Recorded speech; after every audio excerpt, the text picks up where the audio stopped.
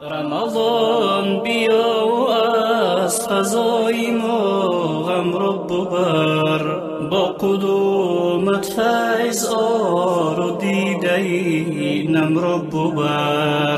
رمضان بیا و از فضای ما غم رو ببر، با قدومت فیض آر و دیده.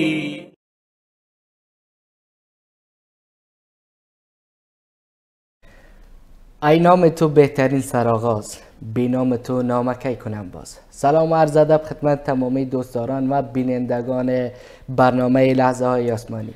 درست در ماه رمضان قرار داریم، ماه رحمت، ماه بخشش، ماهی که از آسمان و از زمین نوای بخشش رب متعال به گوش میرسد.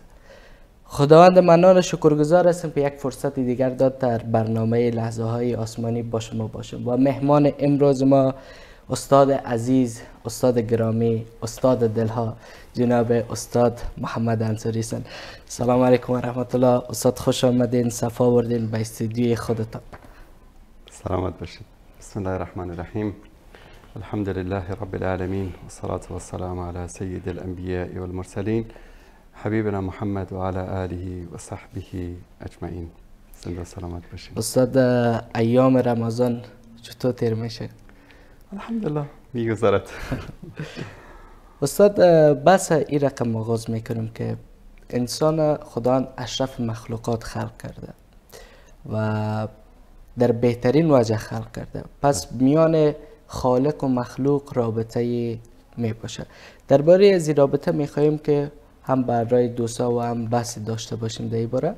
اول بحث میخواهیم از اینجا با شما آغاز کنیم که محبت الله به بنده چگونه است؟ در این باره اگر بر ما توضیحات داشته باشید. الله سبحانه و تعالی از بین همه مخلوقات، همه کائنات، بله. انسان این موجود کوچک را انتخاب کرد و مورد خطاب قرار داد. اگر ما از نگاه کیهان شناسی بیایم موقعیت زمین در بین سیارات و کواکب و منظومه هایی که وجود دارد یا حتی در بین همین منظومه شمسی که خود ما زندگی میکنیم، بله. زمین مانند یک نقطه است در مقابل کواکب عظیم و بزرگ، در مقابل خورشید، در مقابل کهکشان هایی که وجود دارد. و در این زمین پهناور و بزرگ برای ما که در مقابل بقیه سیارات چیزی نیست، موجودی به نام انسان رو الله سبحانه و تعالی انتخاب می کند. بله. و این نشان دهنده محبت الله سبحانه و تعالی به این موجود است. موجودی که الله سبحانه و تعالی آفرید و از روح خود در آن دمید. و حتی وقتی که این موجود را خلق کرد، الله سبحانه و تعالی ملائکه، بله، یکی از مخلوقات عظیم و بزرگ الله سبحانه و تعالی را که نافرمانی نمی کنن، گناه نمی کنن و همیشه در خدمت الله سبحانه و تعالی و ذکر و تسبیح الله سبحانه و تعالی را می کنن، آنها را امر کرد که به این موجود سجده بکنن. بله. و بعد از آن در بین همه مخلوقات انسان رو به عنوان خلیفه در زمین قرار داد. خلیفه به معنی جانشین الله سبحانه و تعالی نیست، به معنی این است که الله سبحانه و تعالی انسان رو انتخاب کرد که اوامر و نواهی الله سبحانه و تعالی را با آن هدفی که برایش خلق شده است را در زمین اجرا بکند. بله. هدف از خلقت انسان چیست؟ و ما خلقت الجن والانس الا لیعبدون. هدف عبادت است و این انسان بود که این عبادت الله سبحانه و تعالی را و عظمت الله سبحانه و تعالی را به بهترین شکل در این دنیا به اجرا درآورد. ما در بین همه موجودات می‌بینیم که در یک وضعیتی زندگی می‌کنن، می‌میرن، قرن‌ها، سال‌هاست. بله. بر همین شکل تولید مثل می‌کنن، بزرگ می‌شوند و از دنیا می‌روند، اما هیچ گونه پیشرفت و ترقی و به اصطلاح تغییراتی در این کره زمین ایجاد نمی‌کنند. برعکس انسان موجودی که همیشه در حالت تطور است، همیشه در حالت پیشرفت است، همیشه در حالت ترقی است. الله سبحانه و تعالی از بین همه این کائنات این موجود را انتخاب می کند. یا ایها الناس، ای انسان، ای بشر، یا ایها الذین آمنو. این خطاب الله سبحانه و تعالی نشان دهنده این است که این انسان، این موجود و ما در نزد الله سبحانه و تعالی از جایگاه ویژه‌ای برخوردار هستیم و الله سبحانه و تعالی ما را دوست دارد. برعکس این که عده‌ای از مردم فکر میکنن که الله سبحانه و تعالی موجودات و خاصتا انسان رو فقط برای اینکه گرفتار بکند، مبتلا بکند، عذاب بکند، برای اینها نیافریده است، بلکه الله سبحانه و تعالی انسان را دوست دارد و الله سبحانه و تعالی دوست ندارد که هیچ موجودی را، انسان را عذاب بکند و این محبتی است که الله سبحانه و تعالی به بشر یا به انسان دارد و در مقابل هر انسان وظیفه دارد که متقابلا نسبت به الله سبحانه و تعالی این محبت و این دوستی را حفظ بکند و داشته باشد. محبت الله سبحانه و تعالی روح اعمال انسان است. چی معنی استاد؟ ببینید وقتی که شما میخواید یک عملی رو انجام بدید برای یک انسانی که ولله مثل الاعلی، من این مثال رو میذارم به خاطر اینکه متوجه بشن بینندگان عزیز، ما میخوایم یک عملی رو انجام بدیم برای یک انسانی که خیلی دوستش داریم. بله. خواهرمان، برادرمان، همسرمان، فرزندمان، خیلی دوستش داریم، میخوایم براش یک کاری رو انجام بدیم. سعی میکنیم این کار رو به بهترین شکل و با اتقان به شکل صحیح و درست انجام بدهیم تا نشانه محبت خود را برای آن طرف اظهار بکنیم. بله. مثلا اگر که مادر شما از شما چیزی بخواهد به خاطر اینکه مادرت رو زیاد دوست داری، طبیعتا میری اون کاری رو که امر کرده به بهترین شکل انجام میدی. برعکس اگر انسان کسی رو دوست نداشته باشه، بله، به انسان یک امری بکنه، انسان درست است شاید مجبورا این کار رو انجام بده، اما همینطور سرسری انجام میداد که بله. کاری که نه خودش خیر ببیند و نه طرف مقابل. بله. به خاطر همین همه عبادت هایی رو که ما برای الله سبحانه و تعالی انجام میدهیم و الله سبحانه و تعالی به این عبادت های ما نیازی ندارد. نه نیازی به نماز ما دارد، نه نیازی به روزه، زکات، به حج.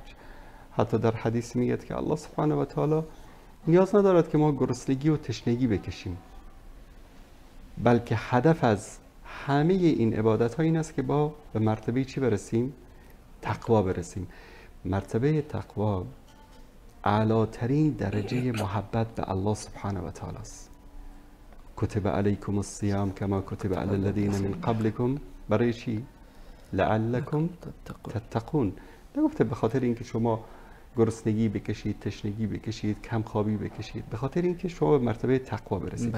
انسان وقتی به مرتبه تقوا میرسد که همه این اعمال رو با یک محبتی از درون انجام بدهد.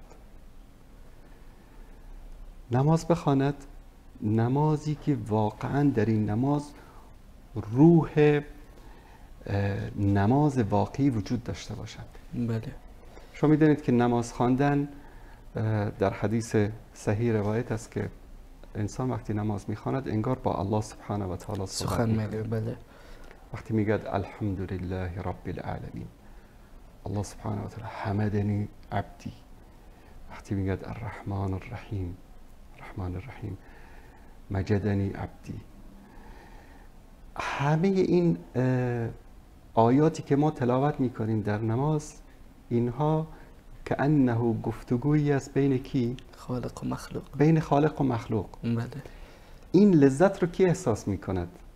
که نماز را با آن شرایطش، با آن ضوابطش و به شکل صحیح انجام بده. بعضی هستن در مسجد یا در خانه بله طوری نماز میخواند که انگار کسی رو دنبال کرده، یا طوری نماز میخواند انگار که یک چیز زورکی است بعد این رو انجام بدهد و فقط تمام. انجام بده و بره. یا گاهی مثلا حتی در این ماه رمضان در بعضی از مساجد شاهد بعضی از نمازهای تراویح هستیم که فقط یک آیه در یک رکعت میخوانن و مردم افتخارم میکنن که بله مسجد ما در 15 دقیقه خواند، یکی میگه مسجد ما در 20 دقیقه خواند، میگه مسجد ما در 25 دقیقه خواند.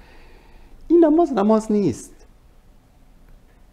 هدف چی است از این نماز خواندن؟ هدف گفتگو با پروردگار است. شما اگر کسی رو دوست داشته باشید و بعد از مدت‌ها به شما زنگ بزند، دوست دارید که یک سلام علیک بکند و تلفن رو قطع بکند، میگه نه صبر کن تازه بعد از سال‌ها تو به ما زنگ زدی.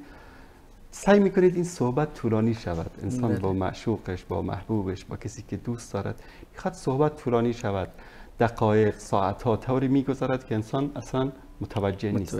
اگر واقعا این نمازی که ما میخوانیم، این تراویح که میخوانیم، آن نماز تراویح باشد که ما احساسی داشته باشیم که داریم با کسی که او ما را دوست دارد و ما او را دوست داریم این عبادت را انجام میدیم، سعی میکنیم طولانی باشد. چند روز پیش گفتگویی بود در مورد تراویح 8 رکعت باشد یا 20 رکعت باشد. در برنامه‌ای بود با جناب حضرت مولانا عبدالسلام آمد. بله. یک مسئله جالبی نظر من رو جلب کرد. امروز صبح که دوستان پیامی داده بود، حدیث رو در اونجا ذکر کردن که کسی که با امام از نماز منصرف شود پاداش کامل قیام رو میگیرد.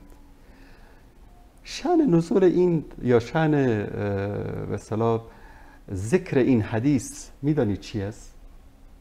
نه خیر. پیامبر صلی الله علیه و سلم یک گاهی اوقات مثلا 8 رکعت خواندن، گاهی اوقات 20 رکعت خواندن. وقتی که نماز رو کوتاه می‌خواندن، صحابه میگفتن یا رسول الله نماز رو طولانی تر بکنید. یعنی 8 رکعت کافی، 20 رکعت بخوانید. برعکس جوامع ما امروز که مردم سعی میکنن که هرچه بیشتر نماز رو امپیتری بکنن، کوتاه‌تر بکنن. بله. اول 20 بود و بعد شد نمیدونم 13 و بعد شد 8 و الان کم کم سر و صدایی از این طرف آن طرف میشنیم که بابا نماز تراویح حالا نیازم نیست، حالا اگر خواندی نخواندی. بانه‌های مختلف. یک فرصتی است که انسان با محبوبش، با کسی که او رو دوست دارد، با کسی که به او عشق می‌ورزد میخواد صحبت بکند و سعی ما باید بر این باشد که این نماز ما، این عبادت ما، این گفتگوی ما طولانی تر باشد. ما در سیرت صحابه و سلف صالح می‌بینیم که نمازهایشان طولانی بود. شب تا صبح مثلا نماز می‌خواندن. در یک رکعت نماز مثلا سوره بقره رو می‌خواندن. برای ما امروز اصلا تصورش ممکن چطور امکان دارد یک نفر در یک رکعت نه در نماز تراویح مثلا سوره بقره رو بخواند؟ چرا تصورش ممکن نیست؟ چون اون محبتی که آنها نسبت به پروردگارشان داشتن، آن عشق و علاقه‌ای که نسبت به ذات اقدس الهی داشتن، اون عشق و علاقه در ما نیست. اگر آن عشق و علاقه و آن محبت متبادل در ما وجود داشته باشد، ما از عبادت خسته نمیشیم. اگر این احساس رو ما داشته باشیم که این نمازی رو که تا الان داری با سرعت میخوانی، به خاطر چی؟ به خاطر که زودتر سر کارت بری، به خاطر که کار دنیایی خود رو انجام بدهی، بله. به خاطر که پول بیشتری به دست بیاری، به خاطر که بری مغازت رو باز بکنی، به خاطر اینکه بری یک عملی رو که از اعمال دنیوی است انجام بدی. اگر ما این تصور رو داشته باشیم که موفقیت ما در این عمل، موفقیت ما در این کاروبار، موفقیت ما در زندگی ما در دنیا وابسته است به چی؟ به توفیق الله سبحانه و تعالی. این الله هست که به ما توفیق میدهد تا در زندگی خود کامیاب باشیم. به این توفیق را کی به ما میدهد؟ وقتی که آن طوری که شایسته است الله سبحانه و تعالی را عبادت بکنیم. اگر این انسان تصور رو در خودش ایجاد بکنه که من در مقابل کسی نماز میخوانم که بله. همه موفقیت ها و کامیابی های دنیا در گرو اختیار اوست، هیچ وقت نماز رو با اون سرعتی که میبینیم نمیخواند، بلکه با جان و دل نماز رو میخواند. و این توفیقی است که الله سبحانه و تعالی نصیب کسانی میکند که عبادت الله سبحانه و تعالی رو به شکل صحیح انجام بدن. در هر نماز و در هر رکعت آیه ای را ما میخوانیم اما اصلا در این تفکر نمی کنیم تدبر نمی کنیم. چرا افلا یتدبرون القرآن؟ چرا در قرآن تفکر نمی کنیم؟ این تفکر و تدبر چی است در قرآن؟ ایاک نعبد و ایاک نستعین. باور کنید تنها همین آیه اگر از قرآن کریم نازل می شد برای بشر کافی بود. توحید در این آیه است، عبادت در این آیه است، اخلاق در این آیه است، ارتباط بین خالق و مخلوق در این آیه است. ایاک نعبد، تنها تو را عبادت میکنیم. همه عبادت ها رو خاص برای کی انجام میدهیم؟ برای الله سبحانه و تعالی. و ایاک نستعین، و تنها از تو یاری و مدد میجوییم. اگر ما ببینید این آیه رو میخوانیم اما چون تدبر نیست، نماز رو با عجله میخوانیم، عبادت های ما اون رنگ و بویی رو که باید داشته باشد ندارد، آن اخلاص، آن صدق و آن امانت نیست در عبادت ها. به خاطر چی؟ چون معنی این آیه رو درک نکردیم. چون تنها استعانت، تنها کمک، تنها استغاثه از کی است؟ از الله سبحانه و تعالی. همه اینها در اختیار کی است؟ رب متعال. در اختیار الله سبحانه و تعالی. الله سبحانه و تعالی است که میتواند به ما توفیق بدهد، میتواند ما رو در این زندگی موفق و کامیاب داشته باشد. و همچنین هدایت تنها به دست الله سبحانه و تعالی است. به خاطر همین در سوره فاتحه چی میگیم؟ اهدنا الصراط المستقیم، ما را به راه راست، به راه درست هدایت بکن. یکی از نتایج محبت بین بنده و الله سبحانه و تعالی این است که الله سبحانه و تعالی بنده ای رو که دوست داشته باشد به راه درست هدایت میکند. ببینید در دوروبر شما خیلی از انسان ها هستن که امکانات علمی دارن، امکانات مادی دارن، بله. اما در بین این انسان ها شما میبینید که تعداد انگشت شماری هستن که آن سعادتی که نیاز انسان هست رو چه روحی، چه مادی، چه روانی در زندگی خود احساس میکنن و از آن لذت میبرن. سبب میدانید چی است؟ هدایت الله سبحانه و تعالی. تعداد زیادی هستن علمایی که از دانشگاه‌های اسلامی، از مدارس اسلامی فارغ میشن. زیاد انسان‌هایی هستن که در تخصص‌های مختلف درس خواندن، علم حاصل کردن. چند نفر از اینها رو میبینید که الله سبحانه و تعالی آنها را هدایت داده که از آنها در راه دینش استفاده بکنند؟ اندک شمار. مثلا میبینیم در یک ولایت یک شخص است یا دو شخص است. این هدایتی است که الله سبحانه و تعالی بنده ای را که دوست داشته باشد، بله، این هدایت را نصیب او میکند. به این نعمت بزرگی است، نعمت هدایت از طرف الله سبحانه و تعالی. الله سبحانه و تعالی وقتی که انسان را به راه درست، به راه صحیح، به راهی که منتهی می شود به فوز و فلاح و رستگاری و جنت هدایت بکند، این بزرگترین نعمت است. بله. و یکی از دستاوردهای محبت بین بنده و پروردگارش این است که الله سبحانه و تعالی او رو چیکار میکند؟ به راه راست هدایت میکند. دیگر استجابت دعا. شنیدیم زیاد در تاریخ میگن فلان بنده الله سبحانه و تعالی فلان ولی بود که مستجاب الدعوه بود، یعنی هر دعایی که میکرد الله سبحانه و تعالی استجابت میکرد. این استجابت در دعا چگونه به دست میآید؟ آیا مثل سیب زمینی و پیاز باید بری از بازار بخری این رو؟ آیا در مدارس دینی و در دانشگاه ها تدریس می شود استجابت؟ آیا انسان می تواند مثلا برود این استجابت را از جایی کسب بکند؟ این از جانب الله سبحانه و تعالی است. این استجابت وقتی است که الله سبحانه و تعالی بنده ای رو دوست داشته باشد و بنده را وقتی الله سبحانه و تعالی دوست می داشته باشد که این بنده پروردگارش را دوست داشته باشد و اوامر و نواهی و عباداتی که الله سبحانه و تعالی به ما امر کرده است را انجام بده. پس در اون صورت انسان می شود مستجاب الدعوه. یعنی چی؟ یعنی میگه پروردگارا مشکلات من را حل بکن. الله سبحانه و تعالی حل می کند.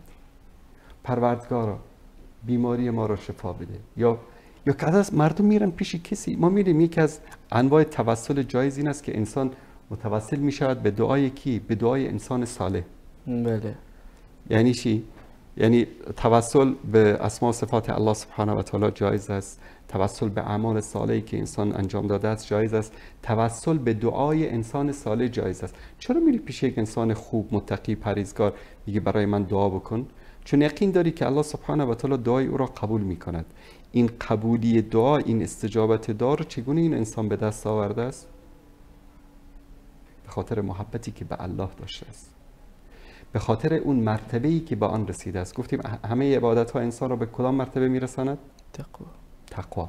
وقتی انسان به مرتبه تقوا رسید چی می شود؟ محبوب خدا. وقتی که محبوب به الله سبحانه و تعالی شد، هرچی از الله بخواهد میدهد. بله. بیایید حدیث رو با هم مرور بکنیم. در حدیث قدسی رسول الله صلی الله علیه و سلم از زبان الله سبحانه و تعالی میفرمایند که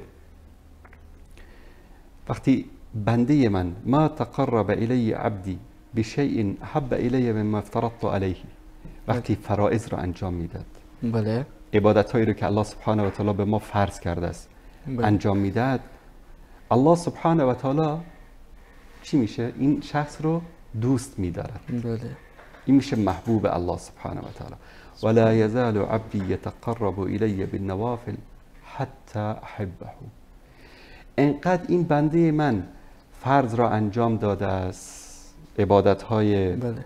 که ارکان دین هست انجام داده است و بعد از اون نوافل رو انجام داده است، به مرتبه میرسد که الله سبحانه و تعالی این شخص رو چیکار میکند؟ دوست میدارد.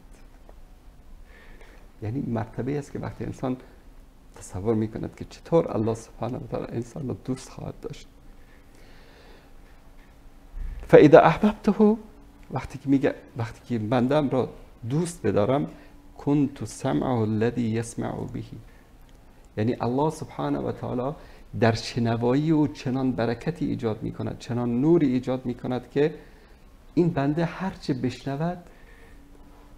مثلا ما گاهی اوقات میبینیم انسان‌های کور هستند اما حافظ قرآن هستند، انسان‌های کور هستند حافظ سنت هستند. این برکتی است که الله سبحانه و تعالی در سمع اینا ایجاد کرده است. وقتی این برکت در گوش این انسان ایجاد شد، موسیقی نمیشنود، سخن زشت نمیشنود، لهو و لعب نمیشنود. این گوش فقط چیزهای خوب میشنود. بله. قرآن میشنود، حرف دین میشنود، علم نافع میشنود، بله. سخن انسانهای صالح رو میشنود. بعضی انسانها شاید دیده باشید وقتی که قرآن بگذاری میگه کسی مرده، خاموش کن، دلم تنگ شد. این انسان چی است؟ این انسان به اندازه‌ای مبغوض الله سبحانه و تعالی است که الله سبحانه و تعالی سخن نیک را در گوش این بد جلوه میداد. برعکس بعضی انسان‌ها از تلاوت قرآن، از صدای کلام الله لذت میبرند، دوست دارن بیشتر گوش بکنن. بعد از اون میفرماید که و بصره الذی یبصر به، الله سبحانه و تعالی به چشم این انسان برکت میاندازد، نوری را در چشم این قرار میدهد که این چشم فقط چیزهای خوب میبیند، به چیزهای بد نگاه نمی کند. سبحان الله. از چیزهای بد نظر خود را میپوشاند. قل للمؤمنین یغضوا من ابصارهم، در اون موقع است که در چشم این انسان تجلی می کند. هرگاه چیز ناشایستی رو دید، چیز زشت رو دید، چشم خود را می بندد.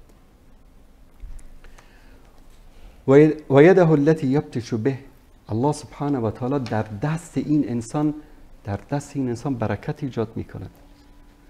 والا میگیم که بریم از فلان چیز رو بخریم که دستش برکت داره. چرا میگیم دستش برکت داره؟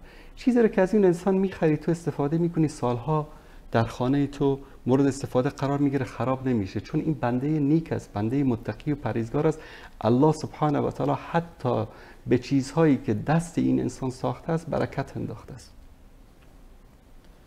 و بعد از اون الله سبحانه و تعالی میفرماید که و رجله التي یمشی بها، پایی که الله سبحانه و تعالی میگه در پای این برکت ایجاد میکند، نوری رو قرار میدهد که این انسان با این پای خود فقط به طرف اعمال نیک و شایسته میرود.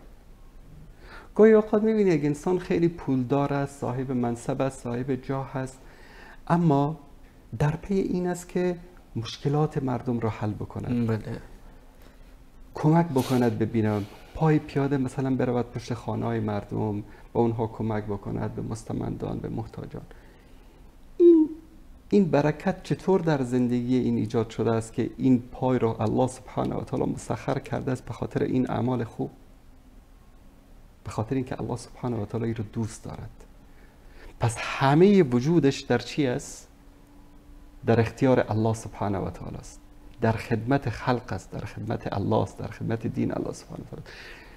ببین در یک آیه ما داریم الله سبحانه و تعالی میفرماید که قل ان صلاتی و نسکی و محیای و مماتی لله رب العالمین.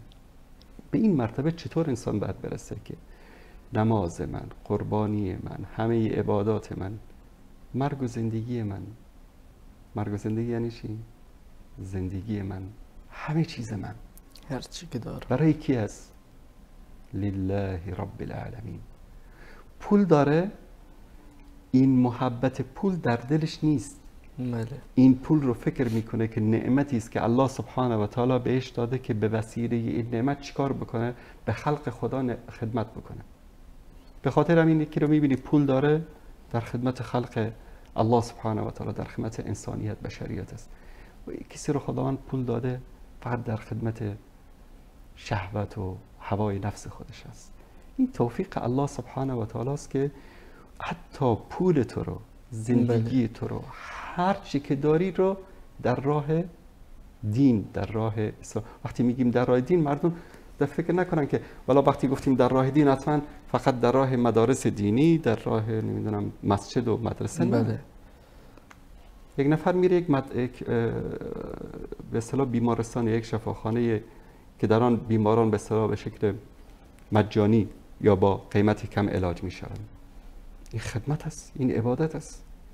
چاه کندن برای کسی که مثلا آب آشامیدنی ندارد، پل ساختن برای کسی، زیبا ساختن شهر، دهات، منطقه، ساختن دانشگاه ها یا پوانتون ها، مدارس، همه اینها چی است؟ خدمت است. همه اینها عبادت است. همه اینها عباداتی است، مانند نماز و روزه و زکات که الله سبحانه و تعالی در مقابلش به ما چی میداد؟ اجر و پاداش میداد. بعد از اون الله سبحانه و تعالی میفهمد ولئن سألنی لأعطیته، اگر از من بخواهد به او میدهم. مرتبه استجابت شده که الله سبحانه و تعالی وقتی کسی رو دوست داشته باشه دعای رو مستجاب میکنه. هرچه از من بخواهد به او میدهم. ولئن استعاذنی لأعطیته او عزیته، اگر که این به من به پناه ببرد من به او پناه میدهم. گاهی اوقات انسان در یک حالت تصادف خیلی وحشتناکی است که یعنی امکان زنده ماندن نیست و ما در زندگی خود خیلی انسان ها رو دیدیم. بله. اما این انسان از اونجا سالم بدونی که یک خراشی در بدنش باشد نجات پیدا می کند. بله. این چی است؟ الله سبحانه و تعالی حفظش کرده. چرا؟ چون وقتی که وقتی میگیم که حیات و ممات ما، زندگی ما لله رب العالمین، احیای و ممات لله رب العالمین، یعنی زندگی من برای الله پروردگار جهانیان. شما وقتی که از خانه خارج میشی بسم الله خرجت و علی ربی توکلت، یا بسم الله خرجنا و علی ربنا توکلنا. از خانه خارج میشی توکل به الله سبحانه و تعالی. چرا توکل به الله میکنی؟ چون الله رو دوست داری و میدانی که او تو رو دوست دارد، به خاطر همین خودتو میسپاری به الله سبحانه و تعالی. اینجا تجلی صفت حفیظ خداوند متعال است. بله. بعد از اون سوار ماشین میشی یا سوار اتوبوسی، مرکبی. سبحان الذي سخر لنا هذا وما كنا له مقرنين وانا الى ربنا لمنقلبون. این چی است؟ یعنی تو به امید الله، با استعانت به الله، به نیت این که هر چه به تو اتفاقی که در این دنیا میافتد به دست الله سبحانه و تعالی است و او میتواند همه خوبی های دنیا را به تو بدهد و میتواند همه خوبی های دنیا را از تو بگیرد و میتواند همه بدی ها را به یک انسان بدهد و همه بدی ها را از انسان دور نگه دارد. با این نیت و با این اعتقاد، به خاطر محبتی که به الله داری، بله. الله سبحانه و تعالی چیکار میکند؟ تو را حفظ میکند. و این تجلی محبت الله سبحانه و تعالی است. بسم الله لا یضر مع اسم شیء فی الارض ولا فی السماء. وقتی این دعا را میکنی، چرا؟ میفهمی پروردگار رحمان و رحیمی وجود دارد که تو را دوست دارد و تو را حفظ میکند. سبحان الله. خسته نشده شما؟ نیست. استاد خیلی جالب است محبت الله با بنده. اگر درست دقیق فکر کنیم که بنده با بنده که محبت داره، اگر یک چیزی میخواد در بدیلش چیزی هم وقتی که میته یگان خوبی میکنه، یک خوبی که کرد دوباره میخواد که از او خوبی ببینه. هم محبت رب متعال چقدر زیباست که هم بر بنده ها همه چیز مسخر گشتنده، خوبی ها داده و فقط از او چی میخواه؟ کارایی بکنه که به خوبی خودش است. چون الله سبحانه و تعالی نیازی ندارد. همه این عبادت ها و همه کارهای نیک که ما انجام میدهیم در حقیقت به خاطر خود ماست. استاد با اجازه شما یک وقفه بگیریم. دوست عزیز بعد از وقفه با ما باشین. رمضان بیا و از فضای ما غم رو ببر، با قدومت فیض آر و دیده نم رو ببر. رمضان بیا و از فضای ما غم رو ببر، با قدومت فیض آر و دیده. شک و یقین در وضو. عن عبد الله بن زيد بن عاصم الأنصاري رضي الله عنه أنه شكى إلى رسول الله صلى الله عليه وسلم الرجل الذي يخيل إليه أنه يجد الشيء في الصلاة، فقال: لا ينفتل أو لا ينصرف حتى يسمع صوتا أو يجد ريحا. در صحیح بخاری حدیث شماره 137 و صحیح مسلم حدیث شماره 361 از عبدالله ابن زید ابن عاصم انصاری رضی الله تعالی عنه روایت است که مردی به نزد پیامبر صلی الله علیه و آله و سلم شکایت کرد که به هنگام نماز خیال می کند که چیزی از او خارج می شود. چه باید بکند؟ پیامبر صلی الله علیه و آله و سلم فرمودند: نماز را قطع مکن مگر اینکه یقین داشته باشی که صدایی شنیده‌ای یا بویی احساس کرده‌ای. پاک شدن پوست مردار به وسیله دباغی.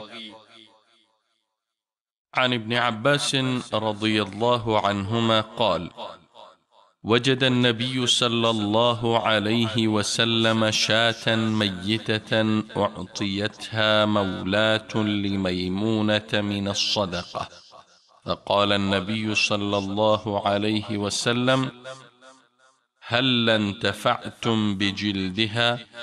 قالوا: إنها ميتة. قال: انما حرم اکلها. در صحیح بخاری حدیث شماره 1492 و صحیح مسلم حدیث شماره 363 ابن عباس رضی الله تعالی عنهما می‌فرماید پیامبر صلی الله علیه و آله و سلم دیدند گوسفندی را که از صدقه بیت المال به کنیز میمونه رضی الله تعالی عنها همسر خود بخشیده شده بود مردار گشته است. فرمودند: چرا از پوستش استفاده ننموده اید؟ گفتند: به خاطر اینکه گوسفند مردار شده است. پیامبر صلی الله علیه و آله و سلم فرمودند: تنها خوردن گوشتش حرام می باشد، یعنی استفاده از پوست حیوان مردار بجز خوک و سگ برای پوشاک و غیره بعد از دباغی رمضان بیا و از فضای ما غم رو ببر، با قدومت فیض آر و دیده نم رو ببر. رمضان بیا و از فضای ما غم رو ببر، با قدومت فیض آر و دیده نم.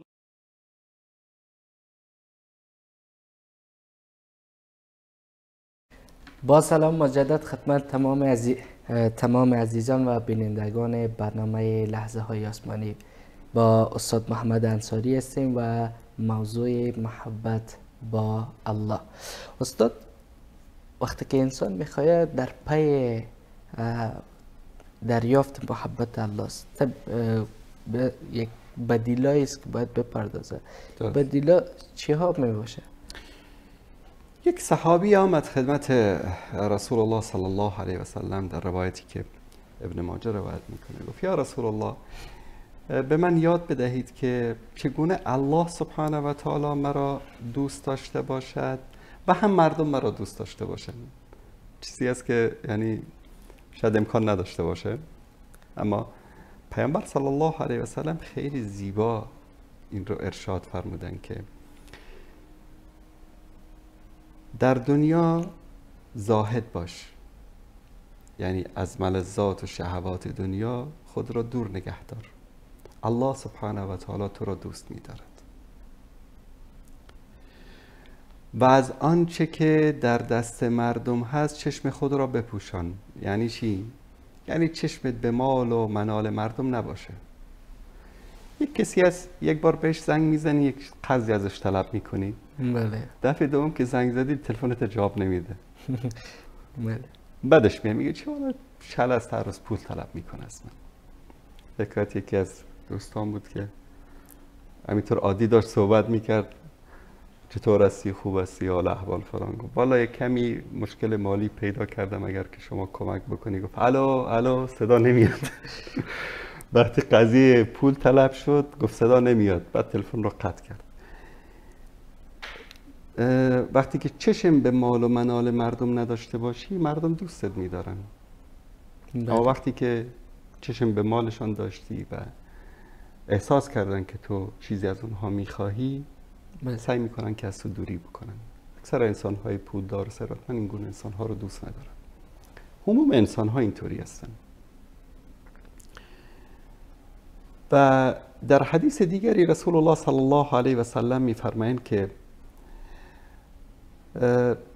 4 چیز است که در دنیا اگر این صفت رو انسان داشته باشد، الله سبحانه و تعالی این انسان رو، این بنده رو چیکار میکند؟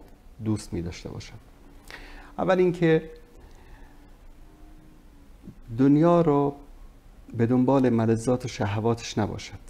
درست. دوم، انسان امانتدار باشد. سوم، انسان راستگو باشد. چهارم، انسان خوش اخلاق باشد. در این روایت ها آنچه که مهمه هست این است که این صفات رو وقتی انسان دوست داشته باشد، هم الله سبحانه و تعالی ما رو دوست می‌دارد و هم انسان ها دوست می‌دارد. وقتی شما انسان صادق و امانتدار باشی، خب این صفاتی است که الله سبحانه و تعالی دوست دارد. یعنی بله. وقتی خوش اخلاق باشی، اخلاق اصلا قرآن کتاب اخلاق است. رسول الله صلی الله علیه و سلم میفرمایند که انما بعثت لاتمم مکارم الاخلاق. من فرستاده شدم تا این پایه های اخلاق رو به تکمیل برسانم. میفرمایند که نزدیکترین شما در مجلس من روز قیامت خوش اخلاق ترین شماست. اخلاق خوب داشتی، هم الله تو را دوست دارد و هم مردم تو را دوست دارند. اما در اینجا موضوع دیگر، موضوع ترک دنیا مطرح شد که ترک شهوات و ملذات دنیا.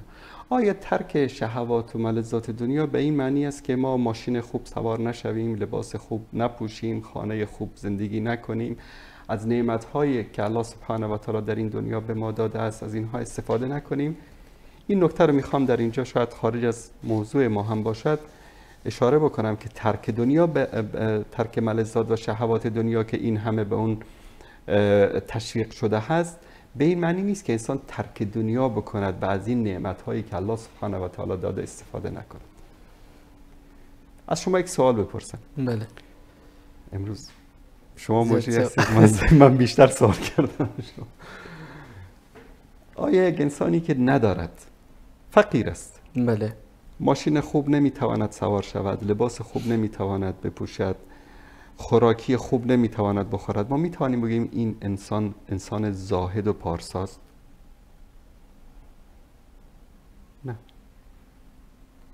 این توفیق اجباری است، یعنی ندارد که بپوشد. بله. زاهد و پارسا وقتی است که دارد اما ایثار و فداکاری میکند، بله، مستمندان و فقرا را به خود ترجیح میدهد و از آنچه که در این دنیا از ملذات و شهواتی که میتواند ولو این که مباح است استفاده بکند، استفاده نمی کند به خاطر خدمت به بندگان خدا. این از زهد و تقوا. وقتی که انسان داشته باشد، مثلا میگن والله سیدنا علی رضی الله تعالی عنه غذای به اصطلاح در خانهشان حضرت فاطمه غذا نمیپخت و ماها میگذشت و به اصطلاح دیگدان اینا آتشی روشن نمیشد. از ام المؤمنین عایشه صدیقه رضی الله تعالی عنها همچنین روایت ها است از دیگر صحابه و بزرگان و سلف. فلان امام بود مثلا یک دست لباس بیشتر نداشت یا در خانه فقیر در کلبه فقیرانه زندگی میکرد. اما آیا واقعا آنها نداشتند؟ داشتند. اگر حضرت علی اون غنایمی رو که در جنگ ها نصیبش شده بود و پیامبر بهش داده بود آنها را جمع میکرد، شاید در مدینه برای خودش 100 تا قصر هم میتوانست بسازد. اگر پیامبر صلی الله علیه و سلم به صحابه امر میکرد که برای من یک قصر بسازید، نمیساختن. کسانی که حاضر بودن جان و مالشان رو فدای دین بکنن، حاضر نبودن فدای پیامبر بکنن. آیا امام احمد، امام ابو حنیفه، امام مالک، امام شافعی و بزرگ سفیان ثوری و عبدالله ابن مبارک و حسن بصری و امینایی که در زهد و تقوا و پرهیزگاری به اینا مثال میزنن، آیا اینها نمیتوانستن برای خود قصرها بسازند؟ نداشتن؟ داشتن. پول هم داشتن، دارایی هم داشتن و میتوانستن یعنی از راههای مشروع برای خود میلیون ها درهم و دینار هم جمع بکنن، اما نکردن.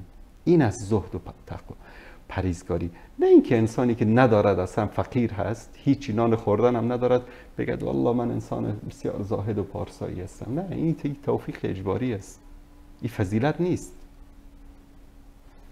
متوجه هستید؟ در این حالت است که انسان میتواند بگوید که این انسان به اصطلاح زاهد و پارساست که از شهوات و ملذات دنیا با وجود این که در اختیار او است استفاده نمی کند و ایثار و فداکاری می کند و دیگران را ترجیح میدهد. استاد، یک مسئله در ذهنم خطور کرد که بعض انسان ها به خاطر رسیدن به الله و به محبت الله رسیدن به انزوا میرن، ترک دنیا میکنن، از همه چیز در گوشه کلبه حجره می باشن و دائما در اونجا می باشن، فقط یک کسی می باشه برشان خوراک چیز می رسنه. آیا این درست است؟ آیا خدا به خاطر رسیدن برش همین کار لازم است؟ اشتباهی است که متاسفانه بعضی انسان ها از دین دارن، در حالی که الله سبحانه و تعالی ما رو تشویق کرده است به کار کردن. کار کنیم، زحمت بکشیم، درآمد داشته باشیم و الله سبحانه و تعالی میفرماید لیس للانسان الا ما سعی. این که ما بریم در گوشه بشینیم و بگیم که ما عبادت الله سبحانه و تعالی رو میکنیم، این دین اسلام نیست. این دینی که رسول الله صلی الله علیه و سلم آوردن نیست. به شمول خود پیامبر صلی الله علیه و سلم که تجارت میکردن، در داد و ستد میکردن، در مدینه کار میکردن، همه صحابه بدون استثناء همه اینا کار میکردن، زحمت میکشیدن، تجارت میکردن و از راه حلال و تجارت و مالداری، زمینداری، دامداری کسب درآمد میکردن و زندگی خود را سپری میکردن. یعنی به این نبود که به اصطلاح محتاج کسان دیگر باشن و کسانی برای اونها غذا بیارد و به اونها بدهد و اینا در گوشه بشینن بگن ما عبادت. اصلا الله سبحانه و تعالی به همچین عبادتی نیاز ندارد. پس کار غلط است. این کار 100% غلط و اشتباه است. یک چیز دیگری که در اینجا میخوام خدمت شما بینندگان عزیز بیان بکنم، شاید بعضی از انسان‌ها بگن که خب این کسایی که الله سبحانه و تعالی رو زیاد دوست دارن زیاد مبتلا به امراض و به مشکلات و به سختی‌ها میشن. بعضیا میگن که والا ببین هر چه مشکلات و سختی‌هاست در این کشورهای اسلامی است. فقر در کشورهای اسلامی است، زلزله می‌بینی اکثرا در این کشورهای اسلامی است، سیلاب در این کشورهای اسلامی است، همین به اصطلاح جنگ ها و یعنی اکثر ما نمیگیم این چیزای خوب است، اما یک نکته رو باید در اینجا بهش اشاره بکنیم که الله سبحانه و تعالی گاهی اوقات این ابتلاعات رو و این مشکلات و این سختی ها رو به خاطر رفع درجات انسان ها، رفع به اصطلاح آن مقامی که انسان خواهد داشت در آخرت برای انسان ها قرار داده است، یا برای بیدار شدن و به اصطلاح هوشیار کردن انسان در دنیا. انسان وقتی که دچار غفلت بشود و الله سبحانه و تعالی را فراموش بکند. چون ما عقیده داریم که این دنیا 4 روز زندگی دنیا هست و زندگی پایدار و دوامدار کجاست؟ آخرت است. ما برای آخرت زندگی میکنیم. این دنیا به قول حدیثی که رسول الله صلی الله علیه و سلم میفرمایند، این دنیا مثل یک عابر سبیلی است که آمده است و مدتی زیر یک درختی استراحت میکند و دوباره به راه خود ادامه میدهد. این زندگی دنیای ما مانند اون استراحت آن شخص در زیر درخت است. ثانیاً ببینید گاهی اوقات شما به خاطر بی‌توجهی خودتان بی‌توجهی کردید، مادرت گفته که لباس گرم بپوش، بیرون برو، شما نپوشیدید، با لباس نازک جوانی رفتید بیرون، بعد از آن بیمار شدید، سرما خوردید، میروید پیش دکتر. دکتر به شما چی میداد؟ دارو میداد، دارویی که تلخ است، دارویی که با خوردنش شما امکان دارد که حالتان هم به هم بخورد. اما شما این دارو رو میخورید. چرا میخورید؟ چون میدانید که این دارو برای صحتمندی شما، برای تندرستی شما فایده دارد. به خاطر فایدهش این رو میخورید. بله. ابتلاهات و مشکلات و بیماری ها و سختی هایی که یک مؤمن در زندگی دنیا میکشد دقیقاً مثل همین است. ما به خاطر اینکه گرفتار یک بیماری هایی شدیم، الله سبحانه و تعالی دارویی برای ما تجهیز کرده است که نهایت تجهیز این دارو برای ما چی است؟ رسیدن به چی؟ به مقامی بالاتر، رسیدن به بهشت. الله سبحانه و تعالی ببینید در قرآن کریم در سوره عنکبوت میفرماید: احسب الناس ان یترکوا ان یقولوا آمنا وهم لا یفتنون. آیا انسان ها فکر میکنن که همین که گفتن که ایمان آوردیم خلاص تمام شد وارد جنت میشوند؟ نه، باید آزمایش شوند، باید دچار فتنه ها شوند، دچار مشکلات و سختی ها شوند تا اینجا معلوم شود که واقعا این ایمان درست است یا نه همینطور ایمان آبکی است. ولقد فتنا الذين من قبلهم فليعلمن الله الذين صدقوا وليعلمن الكاذبين. یعنی الله سبحانه و تعالی میخواهد با بیان این که شما آیا واقعا مؤمن حقیقی هستید یا نه دروغ میگید، این رو انسان رو مورد ابتلا و آزمایش قرار میداد تا آشکار شود که این انسان راستگو هست یا این انسان دروغگو هست. یا در سوره بقره آیه خیلی جالبی است که هم حسبتم ان تدخلوا الجنة ولما ياتكم مثل الذين خلوا من قبلكم مستهم البأساء والضراء وزلزلوا حتى يقول الرسول والذين آمنوا معه متى نصر الله الا ان نصر الله قریب. میگه آیا شما فکر میکنید که وارد جنت میشین همینطور مفت وارد جنت میخواهید شوید بدون اینکه اون مشکلات و سختی ها و به اصطلاح آلات شدیدی که اقوام قبل از شما گذشته بودن دچار آن شدن؟ حتی پیامبر و کسانی که با او بودن به درجه رسیدن که گفتن که این نصر الله، پیروزی الله کی است؟ چه وقت است؟ پس ابتلا و آزمایش برای این است که بنده در پیشگاه الله سبحانه و تعالی امتحان پس بدهد. مانند این که شما 12 صنف درس خواندین، 12 کلاس درس خواندین، ابتدایی، متوسط، راهنمایی یا ثانویه به اصطلاح. وقتی که میخواید وارد دانشگاه بشوید یک امتحان دیگه هم از شما میگیرن، کانکور. بله. چرا؟ دیدش سه درس واقعا که خواندین. شما 3 درس خواندید یا نه؟ شما چقدر سختی میکشید برای این امتحان کانکور؟ بله. شب نمیخوابید، سختی، هیجان، قلق، اضطراب. به خاطر چی؟ که از این امتحان کامیاب بشن وارد دانشگاه. پس برای رسیدن به هر مقامی در این دنیا یک امتحانی است. میخواید وارد کار بشید یک جای، قبل از اون از شما امتحان میگیرن، مصاحبه میگیرن. بله. که واقعا این مدارک شما رو میگیرن، اما بعد از اینکه این مدارک رو از دست شما گرفتن، آیا واقعا شما شایستگی این رو دارید که این کار، این وظیفه به شما سپرده بشه؟ پس در این دنیا هر جایی که هست امتحان است. یک به اصطلاح ملحدی بود، میگفت چی از شما فقط مسلمان اعتقاد داره که خدا من ای امتحان میگیره، این امتحان است، این امتحان است، این همه سختی مشکل، دنیا برای امتحان است، امتحان آزمایش اینا. گفتم پس من شما یک درخواست دارم، شما به عنوان یک آتئیست یا بیدین یا یک ملحد، شما برید هر چه امتحاناتی که هست در همه دانشگاه ها مدارس همه رو کنسل بکنید. چرا؟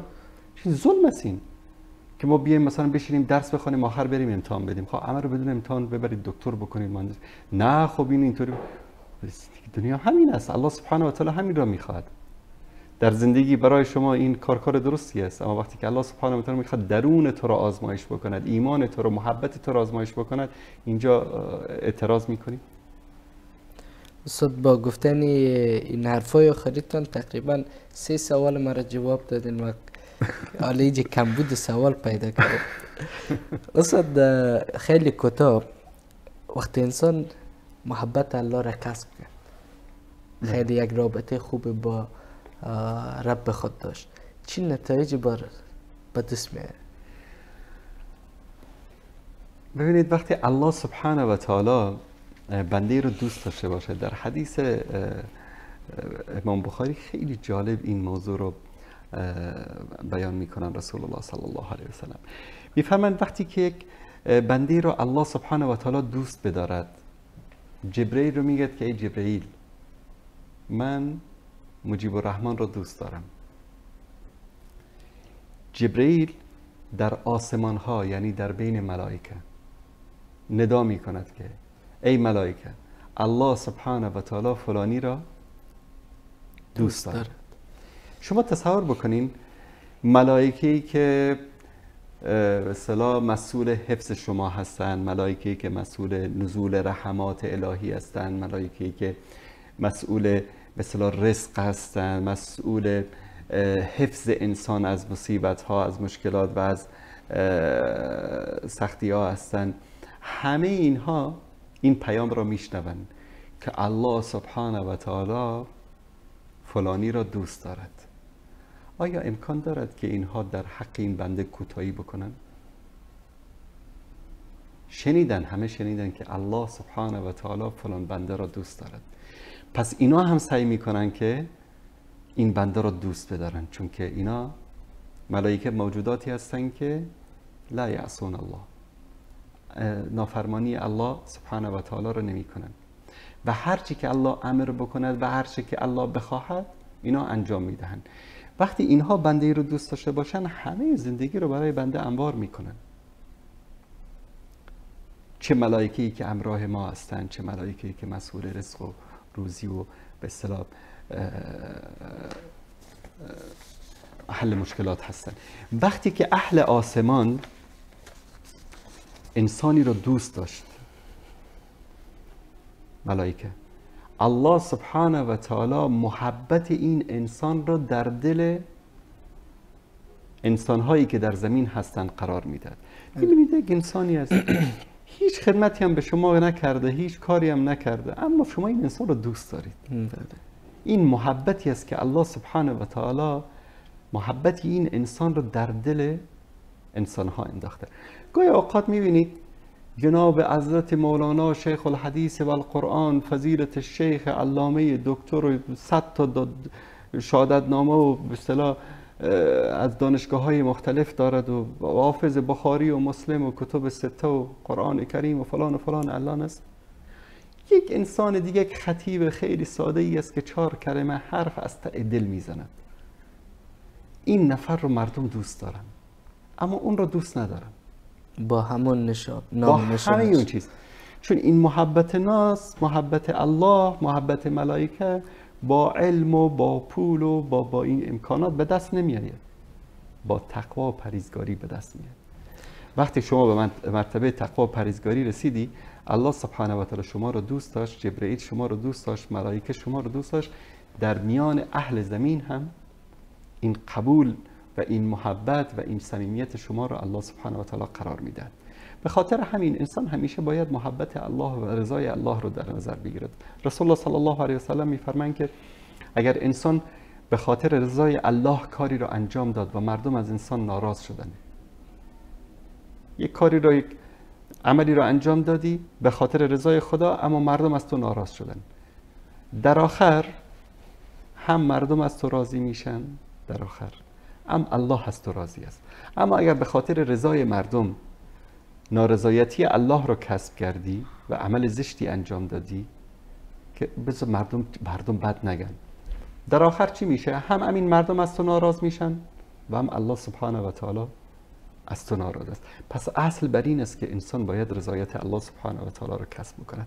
دقیقاً مثل همین حدیث در روایت مسلم اضافاتی دارد که میگه که اگر الله سبحانه و تعالی کسی رو بد دید، ملائکه او را بد خواهند دید و این بد دیدن در نزد اهل زمین هم الله سبحانه و تعالی قرار خواهد داد. سبحان الله.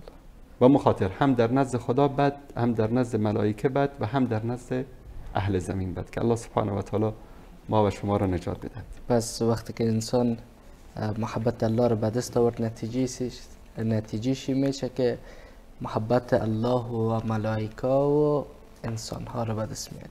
یعنی محبوب همه میشه. انسان باید ببینید، انسان باید الله سبحانه و تعالی را از همه چیز بیشتر دوست داشته باشد. این محبت حقیقی است. در سوره توبه آیه 24 است که الله سبحانه و تعالی میفرماید که قل إن كان آباؤكم وأبناؤكم وإخوانكم وأزواجكم وعشيرتكم وأموال اقترفتموها وتجارة تخشون كسادها ومساكن ترضون أحب إليكم من الله ورسوله وجهاد في سبيله فتربصوا حتى يأتي الله بأمره والله لا يهدي قوم الفاسقين. میگه اگر که الله برای شما، تصور بکنید پدرت زیاد دوست داری یا الله رو؟ رب. این باید واقعی باشد.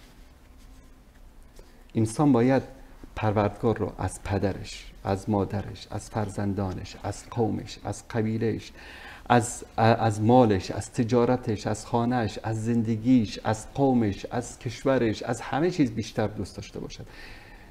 ببینید بعضیا رو میگید که الله سبحانه و تعالی انسان قوم پرست را دوست ندارد، اما این انسان میاد میگه که والله وطن برای ما خط قرمز است، قوم برای ما خط قرمز است، خدا گفته باشه، پیغمبر گفته باشه، اما وطن وطن است، قوم قوم است. این انسان دروغ میگه، الله رو دوست ندارد. محبت الله باید بالاتر از محبت همه چیز باشد، همه کس و همه چیز. اگر این گونه انسان محبت الله سبحانه و تعالی در وجود خود قرار ندهد، الله سبحانه و تعالی عذابش را بالای این گونه انسان ها نازل می کند.